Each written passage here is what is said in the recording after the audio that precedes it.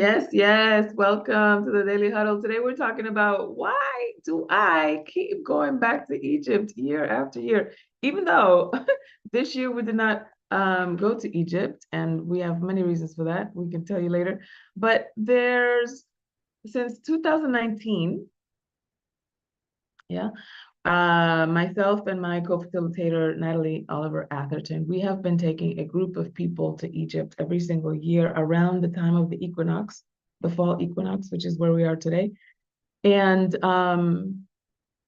now and take them through like a 2 week sojourn, if you will, to explore the sacred temples, to explore their own ascension process from the root chakra all the way to the crown chakra, as signified by each of the temples that we visit. And so the question always becomes, okay, why? Why do you do that every single year? And how come there are some people who go with you every year? Because like once you've seen it, right? Well, let me explain. You see, in the same way as when you have seen a childhood favorite movie, for example, and then you see it again with your adult eyes, or perhaps now you're a mother or a father, or perhaps now you are an entrepreneur, or perhaps now you are in a different place in your own emotional maturity, etc. So even though it's the same stimulus, as it were, you are a different person, and you interact and you interpret and you get informed by that stimulus differently. And so we want to make sure that we have people, that we give you that chance, to witness yourself as you move through, that maturity, right? So the reason why we started to do that, the reason why I started to bring people to Egypt, and I'll tell you how to get more information about that in a little bit, is because, as many of you know, I went to grad school a second time to get a second degree, and this time in comparative religions. And as I was studying different religions, it occurred to me, I learned, I confirmed that most of the major religions, particularly Christianity, Judaism, and Islam, all drew their mythologies, their stories from ancient Egyptian mysticism. So in the history of documented human civilization, I counted about 25 messiahs, all of them born around December 25th, all of them a virgin birth, all of them who had somebody try to get them, some archetype of somebody who tried to overthrow them. And all of them who sacrificed their life for humanity, all of them who then rose from the dead, all of them who then ascended to heaven, all 25 of them. And so for me, that means this isn't a historical event. This is an archetypal story. And where did the archetype come from? And so that drew me to Egypt, and found out, oh my God, there's the archetype. Heru, Heru, which in Greek has been translated to Horus, Horus, is the archetype of the Christological Messiah that was born out of an immaculate conception, and who was then wanting to avenge his father's death. Hello, Simba. Hello, Mustafa.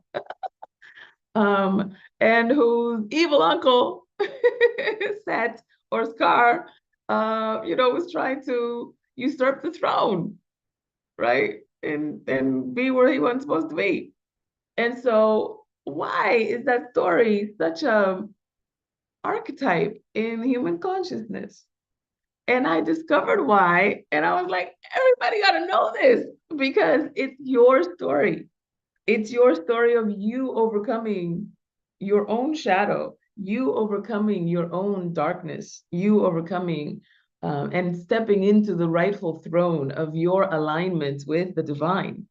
and your alignment with source, with consciousness, with divine intelligence, and integrating in as much as Jesus loved Mary, in as much as Heru loved Aset, or Horus loved Isis, integrating the masculine and the feminine, first with mother and father, and then with the partner, and then with your own sense of self, masculine and feminine within your own sense of self.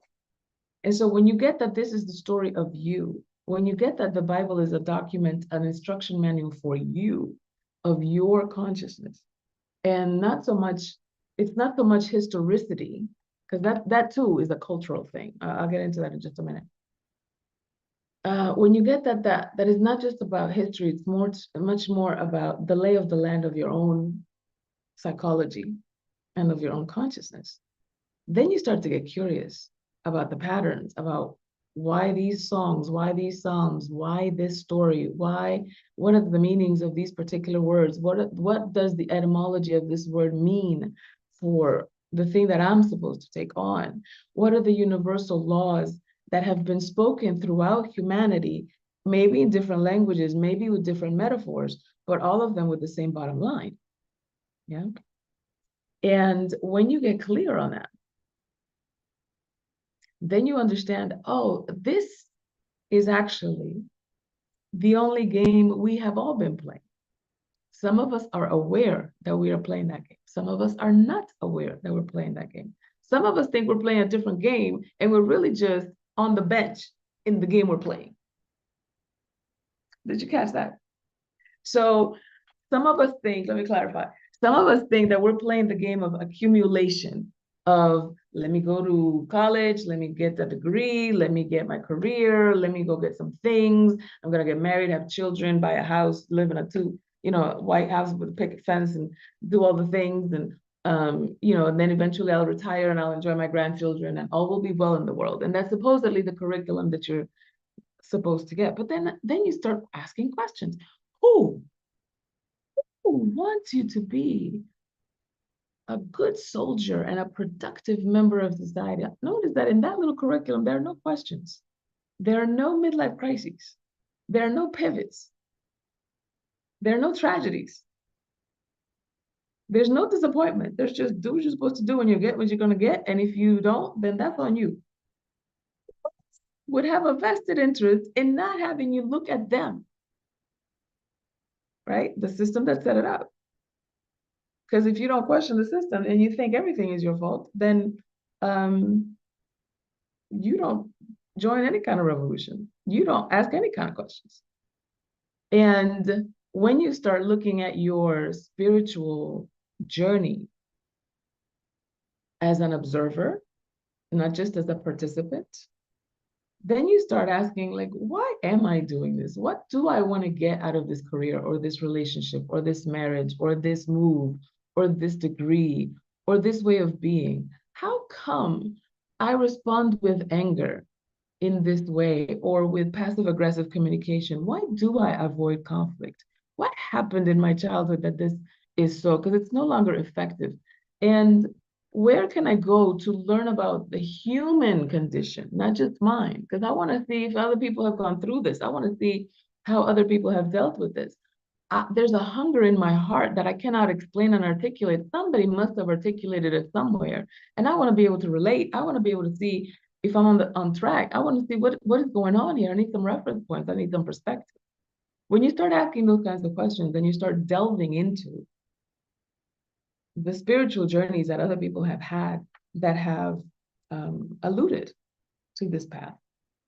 Then you start to discover that you are not alone, that this is not unique, that this isn't an exception, and that the ones that have gone before you have not been the great exception, but rather the great example. And the reason why somebody would say to you that this is the great exception is to keep you striving for something that you cannot achieve so that you can keep busy. But if the person or the mythology or the astrology or whatever else, we've been through many of those iterations in the summer series, point to a great example, then this is something that you can not only achieve, strive for, and achieve, but that you can live into, that you can step into. It is achievable. And it's something that you can own, that you can practice. And that too takes a certain amount of mastery. That too takes a certain amount of devotion. That too takes a certain amount of rigor and critical thinking and asking questions and saying yes to certain things and putting certain childish games behind you, right? The Bible says, when I was a child, I spoke as a child and I thought as a child. And then when I became a man, I put childish things behind me. That's not a rite of masculine passage. That's a rite of human maturity, right? And we all go through that. I remember a mentor of mine saying to me, and I've never forgot it because every now and again I get slapped in the face with an instance where that would be the appropriate thing to say. And she used to say, just because this is the oldest that you've ever been, doesn't mean you've grown. And I used to think, what in the paradox is going on? What does that even mean, right? And as I've gotten older, I have realized there are some people around me who are older than me, who are not more grown than me, right? And the eldest in the room isn't the oldest. The eldest is the most evolved, is the most mature, it's the most giving, the most patient, the one that has seen the most. Sometimes the one that has seen the most isn't the oldest in the room. And you can notice, just like you can notice on a macro level in civilizations, I want you to pay attention to this. And I'll bring this back to Egypt in a second, but I want you to pay attention to this. The youngest of civilizations, of human civilizations, are usually the most selfish, materialistic, and violent. The oldest of civilizations in human consciousness are usually the ones that are least materialistic, most altruistic, and focus more on community than individual accomplishment. And it happens the same way in an individual human life, right? The 2-year-old is like, mine, no, no, no, and throwing tantrums and doesn't have the emotional bandwidth and literacy to say, this is how I feel, or this is what it is. When they don't get their way, I hate you, mommy. That's not true. But also, that's all you got. So you go to the extremes, right? When you're 2 years old, right? And yet, when you're an adult, you know how to express yourself, or you should anyway. You know how to make requests. You know how to be patient and delay gratification. And you are reading the room. It's not just about what you want. It's about what will serve the highest number, the highest good for the highest number. So in the same way, you know, you start studying the ways in which we interpret the divine in different civilizations. And of course, the youngest, least developed civilizations will think that God is a God of vengeance. And God is a God of, you got to give him treats, lambs and bulls and sacrifices and stuff. Otherwise, he's going to smite you. Because that's what a 2-year-old does. But with a more evolved or mature perspective of that, God is God of growth, of maturity, of evolution, of the highest good for the highest number. And I see that in my studies in comparative religions, and I have seen that in Egypt. I have seen in the temples, the places where those stories have been, and where I can see my own journey. I don't know if you're understanding what I'm saying, because it's so powerful. And the conversation is about, like, who do you say that you are?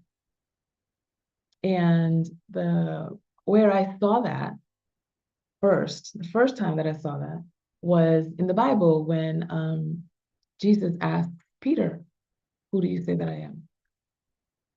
And when I noticed that that's what was the question, The question isn't one of Google me. The question is one of declare your identity. Yeah. Metaphysically, Jesus, of course, represents the Christological, the messianic character, and Peter represents the faculty of faith. So here you are in your identity, asking your faith who you are. Yeah. Who does your faith say that you are? Who do you declare yourself to be? It is not a description, it's a declaration. And it is a declaration until it becomes a description. Did you catch that? A declaration is what's possible. It's something out there that you're bringing into a possibility that you're bringing into the present form. A description is present. It's a declaration that you've already brought into manifested form. So for those of you who are interested in learning more about the journey of Egypt, we have a private podcast. I do not publicize this. You cannot find it anywhere. We have to send it to you. And if you're interested in hearing more about Egypt and getting more information, you can go to monicaogando.com/Egypt-interest. I'm going to put that in the chat and I'm going to repeat it again so you can get it. It's monicaogando.com/Egypt-interest. And you can put your email in there. We'll send you the private podcast and get you some information and answer any questions that you might have. You can get yourself also signed up for the 2025 Egypt trip, which is happening a year from now, September 2025. And it will allow you to go through that journey, will allow you, and the private podcast will give you kind of like a sneak peek preview of the temples we go to, the things that you are expected to learn or that you can be confronted with. And it's not just learning, it's not just like this big, heavy spiritual assignment. We also have a day on the Red Sea. We also have shopping. We also have tourism. We also visit the museum. We also are cruising up and down the Nile in a cruise ship. And it's a beautiful sojourn for you to integrate knowledge with wisdom, to integrate life lessons and spiritual lessons with physical pleasure and joy in terms of the food and the music and the shopping, the tourism, and all of that stuff.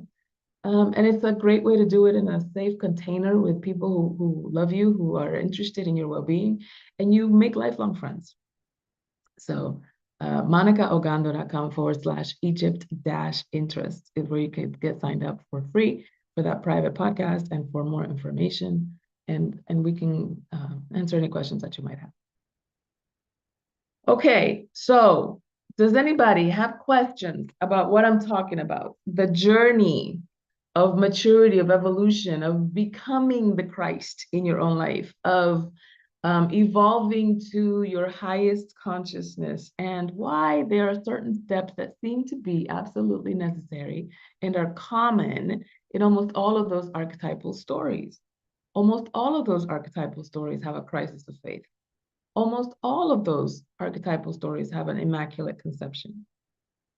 Almost all of them. The archetypal, I should say, the Messiah story, the 25 Messiahs that I learned about, all of them do, right? I'm going to say that. The ones that usually don't have a messianic character to them, but almost all of them have some level of, this is he or she, this is the hero, and he's got to go through this and the third, and these are the steps that they got to go through. Why are those steps necessary? And maybe you've seen them.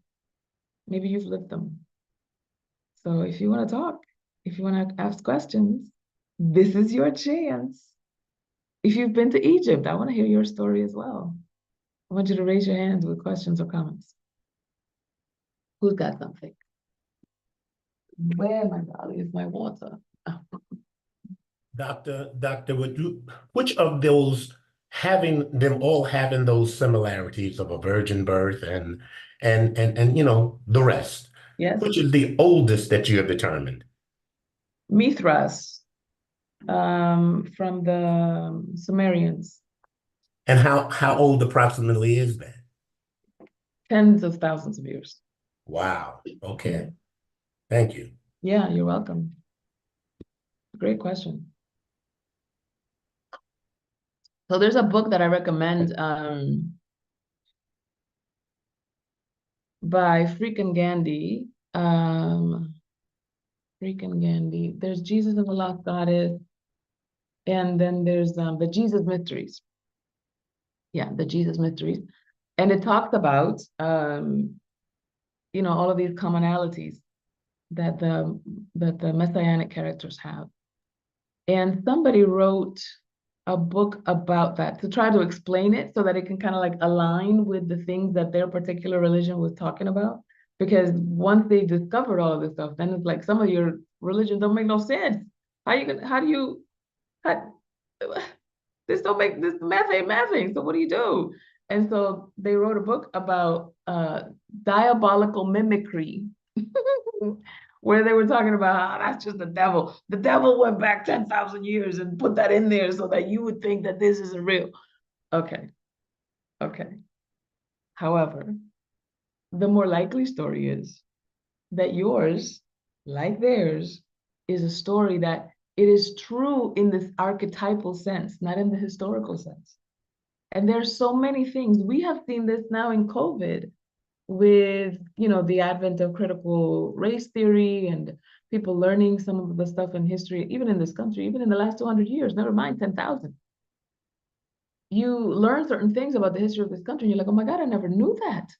Oh my God, where have I been all my life? And you think you now have to rethink the whole everything that you thought about the United States or about the independence or about the role of slavery or about the rights of women or whatever it is that you came up on, whatever contradiction. And what I'm asking you to do is to consider that those contradictions or that discovery or that new learning isn't about to upend the way you have it.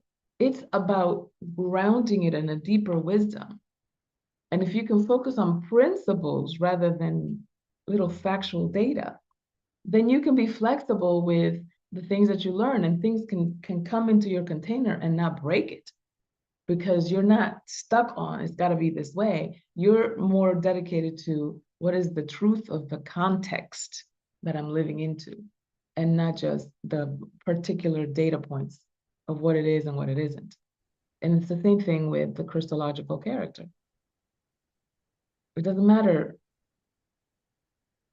Biographically doesn't matter if this person was born in Bethlehem or not. What does the word Bethlehem mean etymologically, metaphysically? What does that represent? Right? And then when you can understand the deeper meaning of it, then you can understand why this one was born in Bethlehem, or why this one was born in Jerusalem, or why this one was born in the depth of the Sudan, or whatever the case may be. Then the historical stuff makes sense because it's in context and not just because you're proving whether it's factual or not. Doctor, I'd like Go ahead. I'd like to comment on that because that's something that I have been, kind of grappling with, so to speak, for lack of a better word. Mm-hmm. And I think that too often we get into criticizing oh, this is a religious perspective is not right, and this is not true, and that's not true. When some of the bottom line should be, what difference does it make whether he was called Jesus? What difference does it make whether he was in Nazareth? What difference does all that make? The fact is that all a religious concept going back much further than quote unquote Christianity said that there was a Christ. Yeah. You follow me? Mm-hmm. And that and they're establishing for lack of a better word, they're establishing our belief that there was that source did send a Christ. Whether Yeah. it was in Palestine 2,000 years ago or whether it was in wherever it was 20,000 years ago, the Mm-hmm. fact is that Christ came to the world. And whether it was Jesus by the name or whatever it was, it's really not the important issue. Yeah. Yeah. Thank you. Yeah, absolutely. Absolutely. There have been messiahs coming into the world for millennia. For millennia. Mhm. And the conversation isn't about a man that came into the world. It's about the principle of consciousness that you finally rise into. And when you own it, there's a part of your life that gets sacrificed. And when you are willing to go through that sacrifice, what comes out on the other end is the Messiah, not the story of your life, not the biography of your life. You think that you are this set of facts, that I was born on this day to this woman and this man, and I grew up this way, and I have this biography, and I went to that school, and I married this person, and I had these children, and I went to that, I got this job, and I had this career, and this is the way that I'm made up, et cetera, et cetera. That story is an ingredient in the recipe of your consciousness.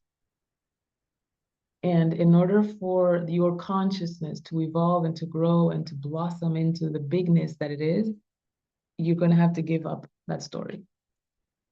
In the same way that in the Jesus story, he had to leave his mother and brothers behind. In the same way that he had to go to the mountain and say no to Satan. In the same way that, performing miracles, et cetera, et cetera. All of those things aren't what a man did. Those things are examples of what's possible in your life when you give up your smallness. And when we can understand the greater lesson in that, then we can, stop splitting hairs, is what I say. Florence, you're next. Yes, I just wanted to make that same point that you made just now, that is an example. I put it in the chat. The Christ is or was an example. Because when, even in the Bible, when there was one saying, when he said, you marvel at all these things that I do. You marvel when I raise the dead, or when I heal the blind. But if you believe, or if you come to the understanding, or you greater things than this will you do. And that's what was said. And I've come to understand that, yes, because it is possible that you will do greater things. So simply, like when I go to the doctor when I went to the doctor in the past, and they told me, oh, these muscles have atrophied, and my spirit sank, because, oh God, atrophy means cell death. However, we know that our body does a lot of renewing of itself. Yes. So I just need to tell some of those cells to get renewed. Need to speak to my body from the DNA, from even maybe before the DNA, and have those cells renewed. So I don't lose hope these days when they say, these cells have atrophied, your muscle has atrophied, and they want me to think that I'm dying. No, so, right, exactly. Yeah. Yes, atrophy just means you haven't been using it, so use it. And listen, what a great analogy. Thank you for bringing that up, Florence, because the whole idea of something atrophying is that it's not been put to use. And in order to put it to use, you're going to have to meet some resistance. That's what weight training is all about. That's what, walking or any kind of exercise is all about. You're meeting resistance, and that resistance is actually helping you to get better. And a lot of times what we do is, like, we don't want any resistance. You think resistance means something's wrong, or you should stop, or this isn't the way to go, et cetera, et cetera. And it's like, no, you don't even have a tennis game unless there's somebody on the opposite side of the net. What are you talking about? You need that opposition. You need that resistance. And that's part of the game. Embrace it. Yeah, right. So now, just one point is that instead of running away from the challenges, I used to run away from difficult personalities and difficult situations. I'm really challenging myself to deal with those things, to almost seek them out. Yes. Yes. Yes. So again, go to monicaogando.com/Egypt-interest so that you can get your private podcast, and I'll get more into it. You know what? I don't have enough time in these 30 minutes to tell you everything that there is to say about the 7 temples and the whole story and the whole journey of, it takes 2 weeks to go through that in Egypt in person. So obviously I can't tell you everything in 30 minutes. So go there and get more info.